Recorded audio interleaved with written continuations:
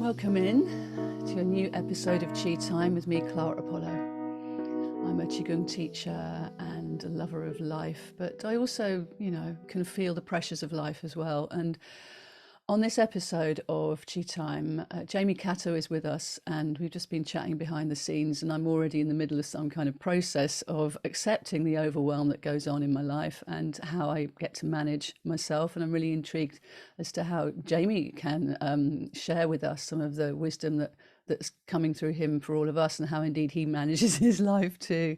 So for those of you that don't know, Jamie Catto facilitates professional, personal and creative breakthroughs, drawing from his own processes in groundbreaking film production, philosophy voyages and music. So welcome back to Chi Time, Jamie. How are you doing? Thanks for having me.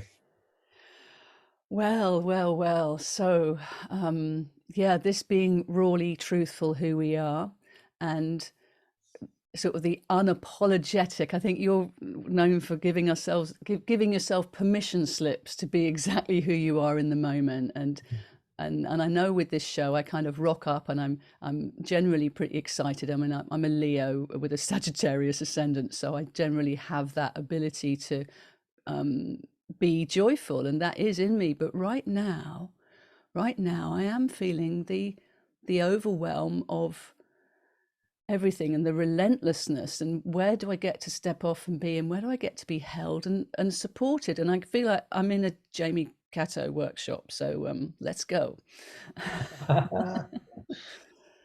Wow.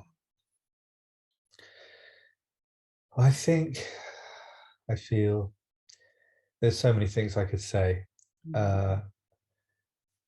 The first thing, I guess, is that when we have these moments of overwhelm or trigger or stress, what tends to happen is that the usual lovely, wise, kind adult full of equanimity that we are goes to sleep in favor of another character that lives inside that we put there when we were overwhelmed as children. When we were children, we had lots of different experiences where we felt shame, or we felt exiled, or we felt disconnected, or we felt panicked. And when we were little, our best conclusion in our little immature 5, 6, 7-year-old state was to create a little being inside that is like, I never want to feel that ever again.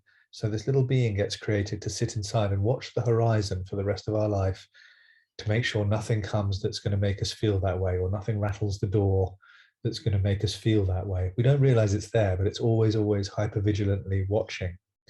And that's its job for the rest of our life. We have given it that charge to make sure nothing happens that makes me feel ashamed again, or nothing happens that makes me feel exposed again, or makes me feel whatever, emotionally exiled, or any of the things we were shown about us that were unwelcome when we were little. The problem is with that system is that when one of those characters gets stimulated or aroused and sees something coming, or experiences something that triggers those feelings it promised to help us never feel, it floods our body with so many cortisol type, adrenaline type chemicals. Its point of view becomes so convincing that it literally puts the lovely, wise, kind adult that we are to sleep. And it jumps in and takes the wheel. And now we're thinking with its regressed, immature thoughts. We've got an agenda of things that must happen and must happen urgently, that are the child's sense of kind of drama. We've got decision making, even emails written that are not by our lovely, wise, kind adult. We get spiritual narcolepsy, and that little character comes in and grabs the wheel. Now, for most people, they're unaware of that process, and they call it I. They go, oh, I behaved really badly, or I was really beating myself up. I think the first step is to really stop using the word I for that behavior. For me, it's really helped me that I only use the word I when I'm talking about the lovely, wise, kind adult that I am. If one of my characters is jumping in, trying to beat me up, or give me self-loathing, or feel overwhelmed, or attack someone else, or whatever, that's one of the little crazy characters inside, the little special needs children that live inside my head. And so much of our daily thinking, I call it Headfuck FM, is those children's list of strategies and control trips and warnings and hopes to keep us away from all the things they've been given the job to make us not feel. And that's what the constant stream of thinking is. So the first job is one to stay awake when that happens. So the lovely, wise, kind adult now doesn't go to sleep. It goes, oh, look, there's one of my characters giving me a menu of drama. I can either accept that menu or I can decline that menu, but it's a menu, it's not truth. So to start looking at those feelings, and especially the thoughts, as an optional menu, not truth, and gradually get daylight. By doing that, the lovely, wise, kind adult stays awake. And instead of this fusion that I was just describing that happens where we fall asleep and that young child takes over, instead of that fusion that happens for everyone all day numerous times, you suddenly, when you can stay awake to it and see it as a menu and just know what's going on, you get daylight between the lovely, wise, kind adult and the little regressed, traumatized child. And then you can, when you're awake for it, there's a whole nother menu available. So when you're awake for it, you can see what's going on, and you can decline the invitation. You can go, thank you for the invitation to melodrama, but I'm going to take it from here. Secondly, very important, is to thank that character rather than reject it, but lovingly relieve it of duty. Just let it know, I know you think it's your job to protect me right now, but actually you're a child and you're working from old data. I'll take it from here, you lovely sausage. And thirdly, just give it love and support, and keep remembering that you, the adult, despite the churning stomach, despite all the chemicals that are rushing, despite the thoughts that seem so urgent and true, you just pump that muscle of staying awake and loving and sensible, knowing that it's a traumatized, regressed child experience that thinks it's helping. And the more you work that muscle, the more you stay awake during that process. And if you can do it twice in 10, you're the Buddha, by the way. We're not expected to get it 10 out of 10 because they're so insidious and convincing, these moments. Like Ram Dass says, those thoughts come in, they go, psst, think me, I'm real. They're incredibly, incredibly convincing. So, even if you're up your batting average to just 2 in 10, you're doing amazingly. Yes. But to stay awake and be loving while that process is going on, and always, always, always make the distinction between I, the lovely, wise, kind adult that I am, and any of those characters that are jumping in thinking they're helping but actually causing turmoil. The moment you're awake, you're free. You're free to choose. Oh, Jamie, thank you. I just need to plug in the microphone, headphone. Wait, she's gone. Yeah, hang on.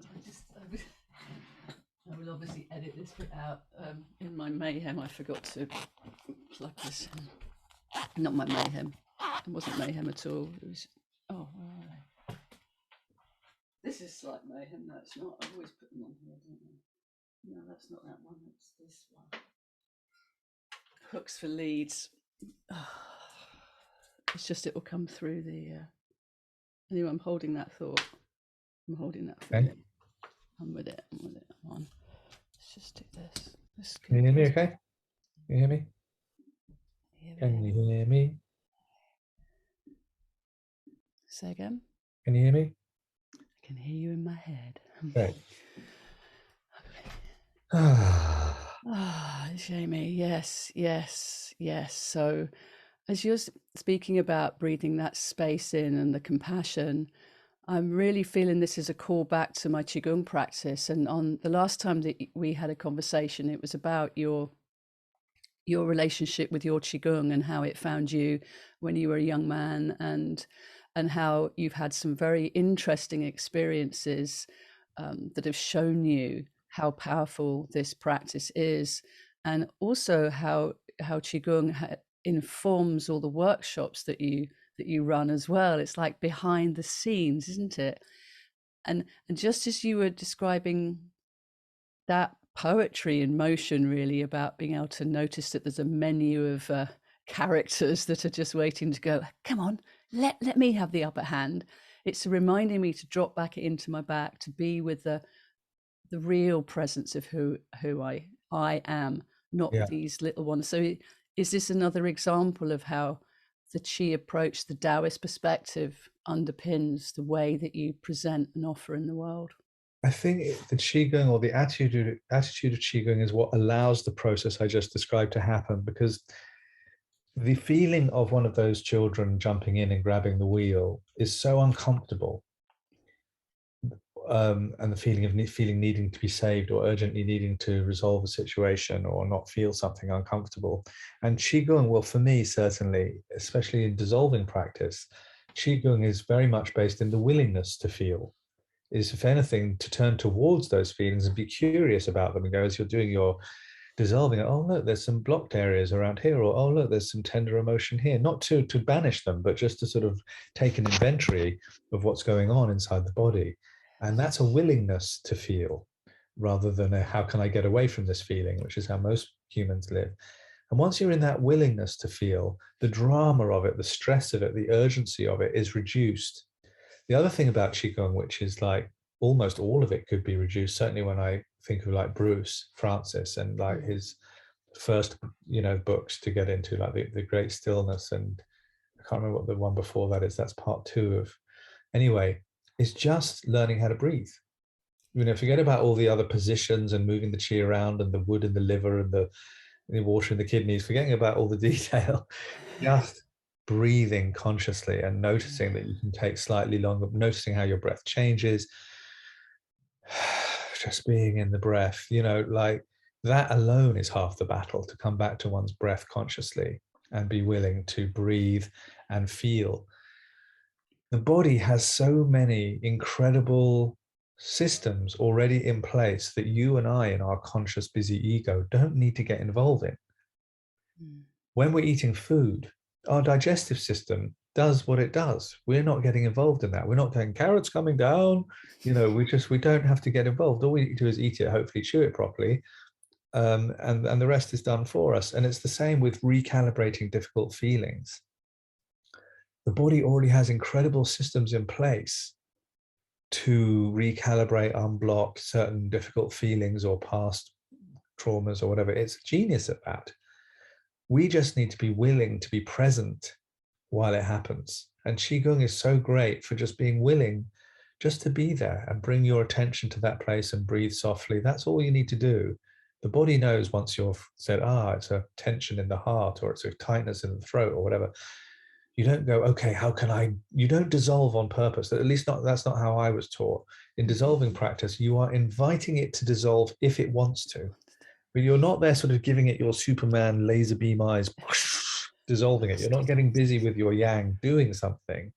You're just being the yin space around and allowing it to dissolve. Inviting it to dissolve is the most active, the most dynamic you would be. But you're just giving it every opportunity to dissolve and just being present with it and the lumpiness of it, or the spikiness of it, or the different things we look for. Is, does it feel strong? Does it feel blocked? Does it feel numb? Does it feel something that you don't know quite what it is, but it's, you're just there sort of being willing to feel it. And the willingness is our only job. And that's quite a great feeling, that we don't need to learn 75 different sort of ancient Taoist techniques in order for our beautiful emotional recalibration system to work. All we need to do is be willing to be present and hopefully just conscious with our breath. And once we're just conscious with our breath, our whole system goes, okay, I've got to do this, I've got to do that. And we just have to sort of be there. And that's a great relief to me, because I'm not great at remembering lots of techniques, but I am okay about turning towards things and being willing to be present as the lovely, wise, kind, patient adult that I am. Not always, but when I am, it generally works out pretty well.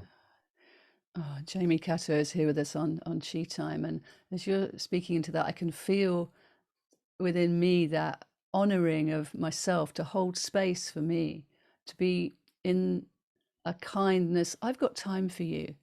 I've got time for me. It's like, how often do we do that? Rushing jobs here, tasks there, something there, mind funk there. It's like, how often do you get into, I'm just going to give you me, I'm just going to give you my attention? And I think that one of the things on the last conversation we had, we were talking about standing on purpose, which is the Wu Chi central stance to, well, Qigong and Tai Chi. It's the place that you return to and move from. And it's challenging, but actually that's a space that you come to give yourself to you. So you're supporting yourself in this crucible of yin for whatever wants to happen, to be able to witness kindly whatever wants to show itself. And as you say, then the process can unfurl as in if and how and when it wants. There's no rush. There's the holding. The power of holding just feels absolutely massive. I mean, we have been so conditioned to not do what you just described. You know, we are so conditioned throughout our lives in school or with all the ways we've been taught to live to kind of get busy with our yang, doing something, using our will, penetrating the situation, changing it, making it how we think it should be. And it does take a definite decision to not jump into action. The strangest thing is that when something really difficult arises, the best thing we can do is stop, not go. There's a wonderful book called How to Sit that I always quote by Thich Nhat Hanh, the wonderful Vietnamese monk. Um, and he has all these great how to eat, how to fight, how to sit, you know, all these beautiful little handbooks. They're just utterly strong transmissions. I really recommend all of them. And the first page of How to Sit is a little picture of a seat. And then it's just 2 lines. It just says, the first thing to do is to stop whatever else you're doing. That just impacted me so much. Just stop whatever else you're doing. That's like 3/4 of what you need to do. Yeah. The rest is just like, you know, detail. Just stop for a minute. And it's the same with decision making. We can make yang lists of pros and cons to work it out and calculate it and see what the bottom line is and to decide certain things.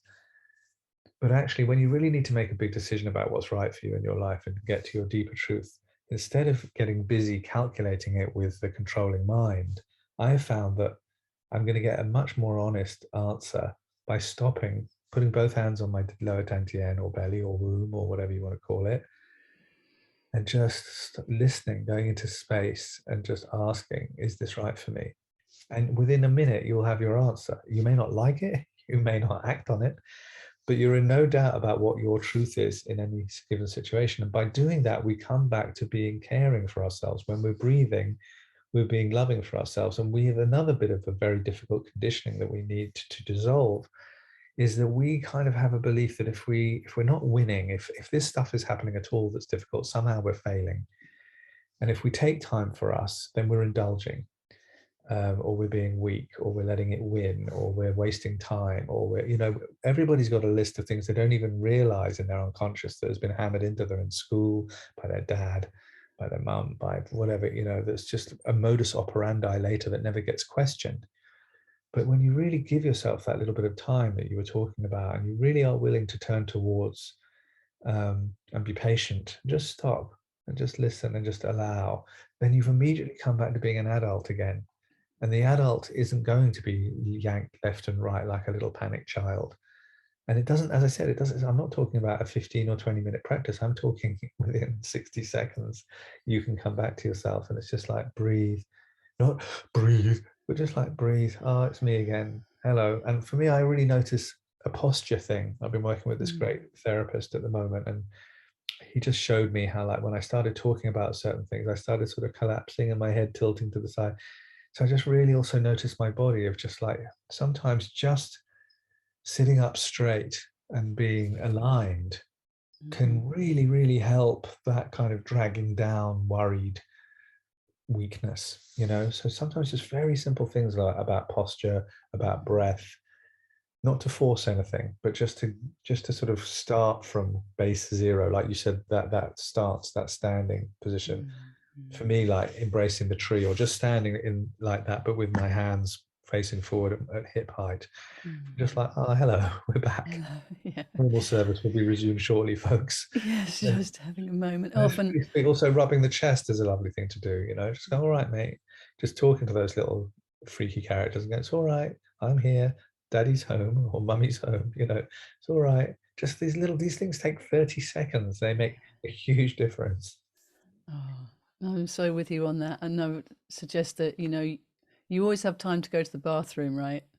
If you spend another 60 seconds in there doing what Jamie's just been suggesting, maybe looking at yourself in the mirror and reassuring you that you've got this. You're I here for really you, you're kind. recommend to people who don't have the inclination to do a 20-minute or half an hour practice every day, and I'm one of them. You know, I very rarely stop everything for half an hour and just do stuff. But and Osho actually recommends this as well, if that won't offend your viewers too much,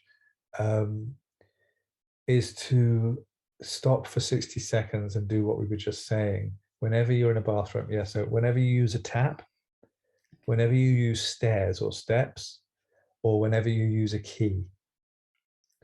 So in any of those times in the day when you're either using a tap, steps or stairs, or a key, stop for 60 seconds and be fully present and loving, and just do a little quick scan. And then you will probably 10 or 15 times a day be doing that. And actually sometimes intermittent, lots of 1 minutes can be actually even better than 15 minutes.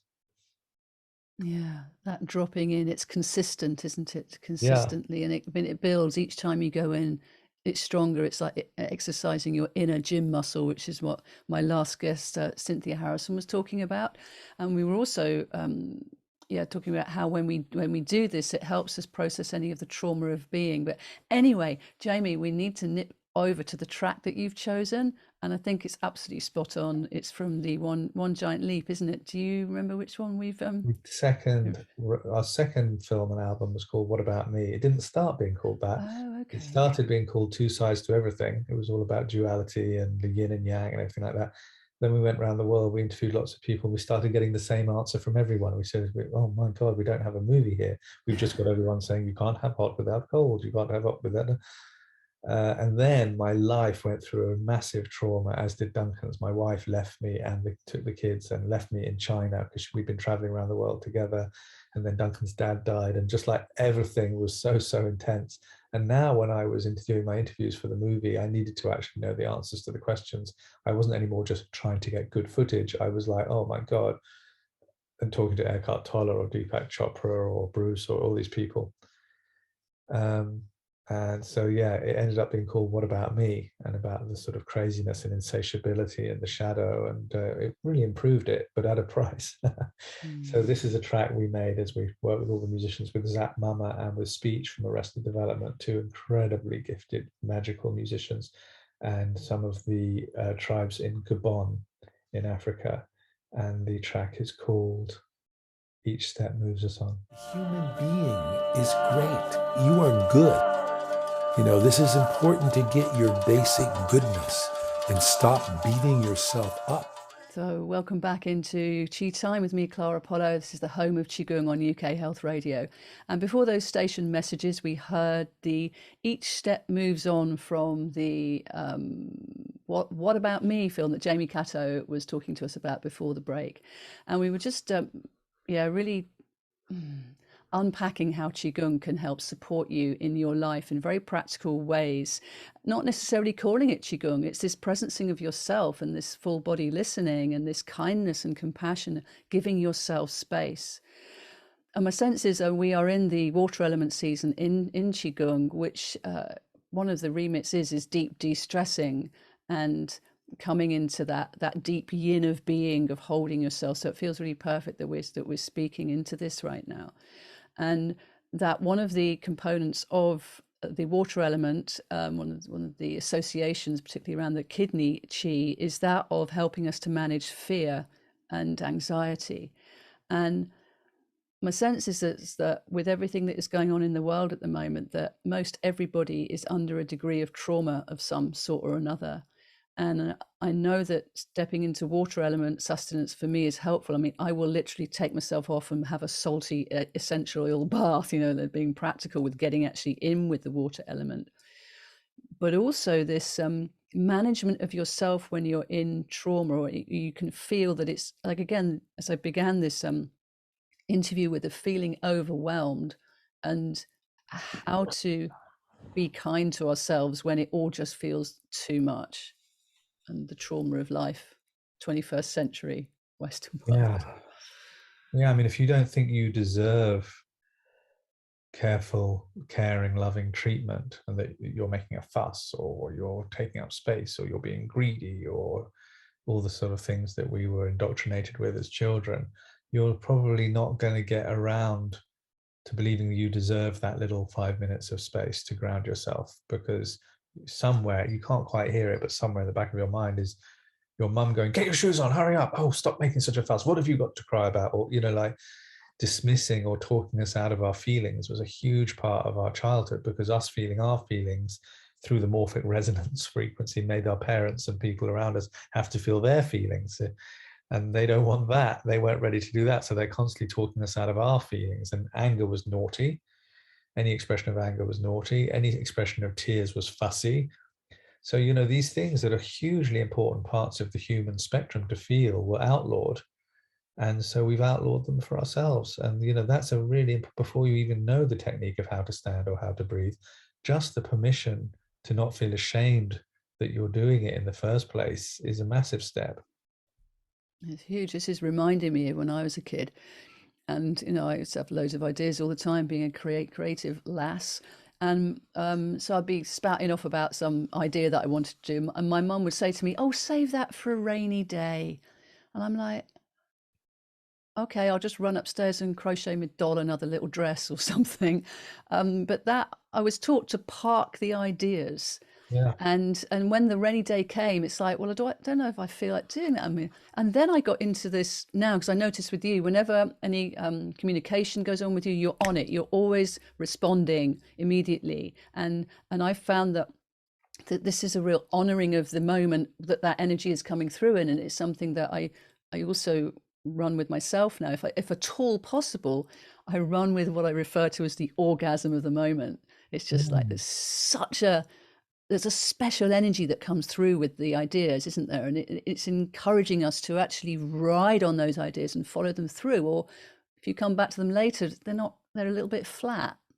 Yeah, it depends. I really believe that feeling of attraction or that feeling of excitement is kind of quite a spiritual thing, not to be too woo-woo about it, but like that's kind of my spirit or God's spirit or the Wu-Chi spirit telling me that it's a good idea. I actually trust my body. And if I feel excited, like, oh, that's a great idea for a project, or that's a great idea for a song, or that's a great idea for a Facebook post even. Oh, I'm gonna, yeah. And that feeling of is something that is petrol. It's like when you're excited and inspired in an idea, you can work and work and work. And you don't need to keep stopping, taking breaks, going to the fridge. You don't need to drag yourself to it. You don't need to often do anything except, it powers you along for hours, a good idea. And when you don't want to do something, you can't drag yourself to it, no matter how much you've eaten or drunk or, So like, I really believe that feeling of yes is what makes the world go round.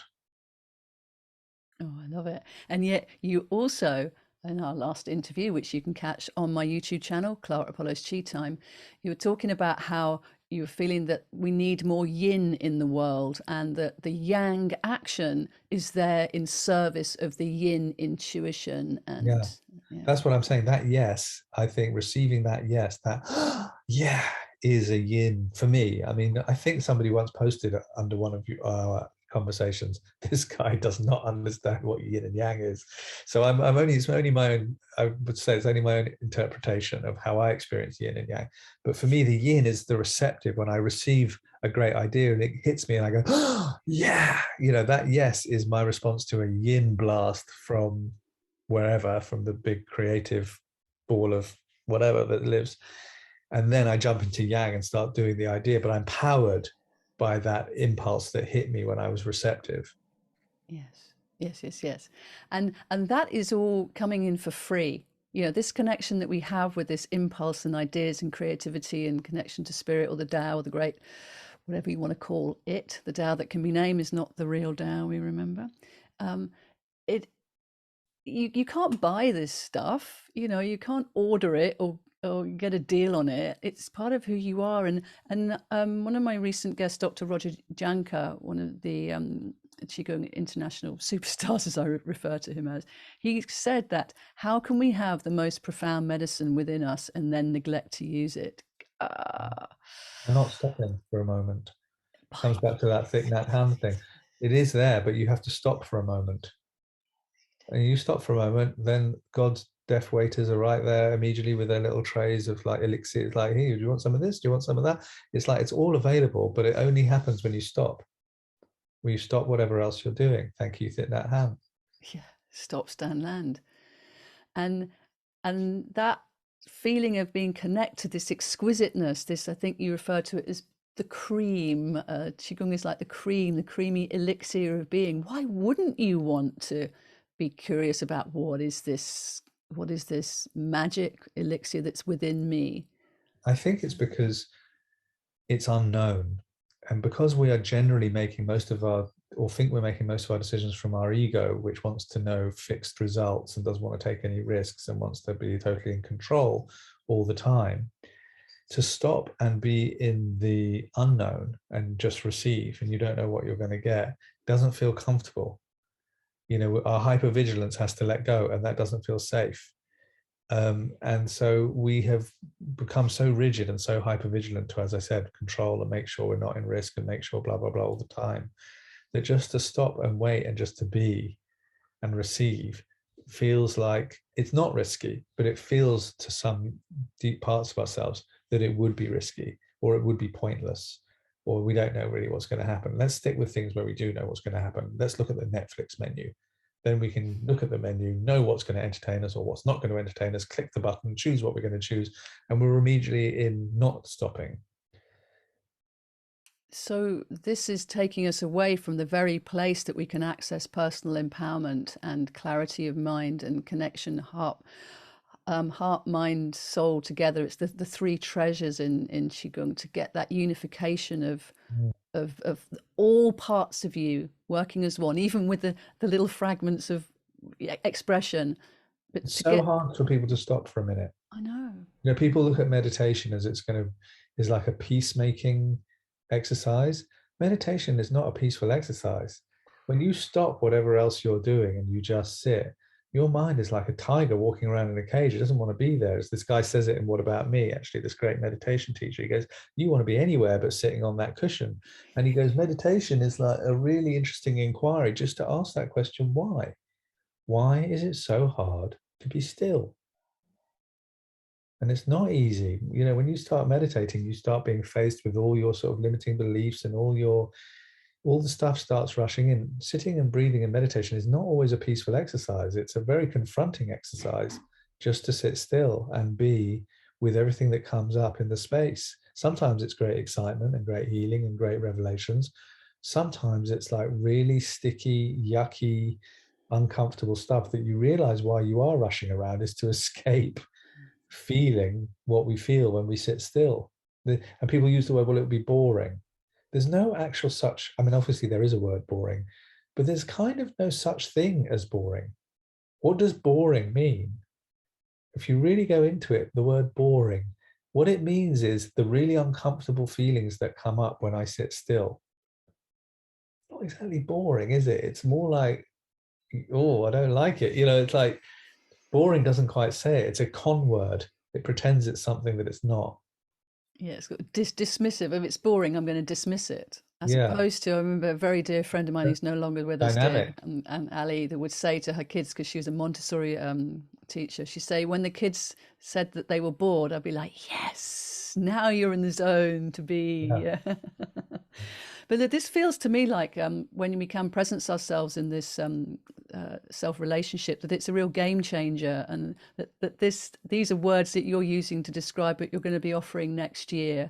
So you're stepping away more from workshops and coming into an online container. That's right. A group that goes on for 6 months where we get to know each other much better. And instead of just doing a day or two and then doing the exercises and tools for a bit and they fade off in the first few weeks, usually for most people, I think.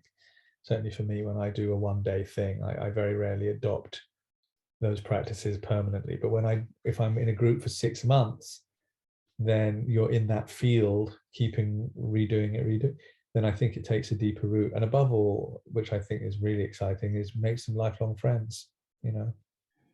Mm. That's a game changer. It'll be on Thursdays. What, for the whole day? There'll be two groups, but the 7:30 in the evening group is now full. There's a few places left on the noon group, UK time. And so how can people find out more about that, Jamie? jamiecatto.com/game changer, or just go to my website. It's there. And you're all over Facebook and Instagram, aren't you? I think I am. Yes. Easy to find. Like a happy rash. And that's reminding us of the healing smile of being able to take yourself lightly and breathing that into your system, and being kind to yourself no matter what, but being prepared also to be on the edge with the gnarly bits too. So yeah, thank you, Jamie, for sharing all that you do with me here, but also with the world. You're a true tonic, and I thank you from the Thanks bottom so of my much for heart. having me.